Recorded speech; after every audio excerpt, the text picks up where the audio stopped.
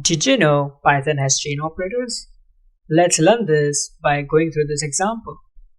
Here in this example, we have a equals to 5, b equals to 6, and we have this weird looking expression. If phi equals to a less than b, then we will run this statement. Now let's run this example and see what's the output. So as you can see, we have run that expression and we went through that loop. So I went through that if condition and it was correct and we print this. But how?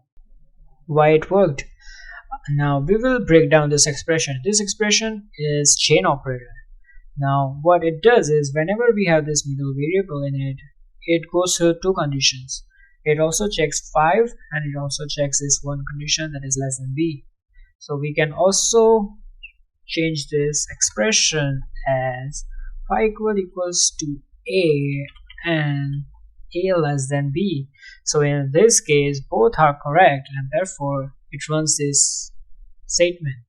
Hope you got this valuable lesson from this video.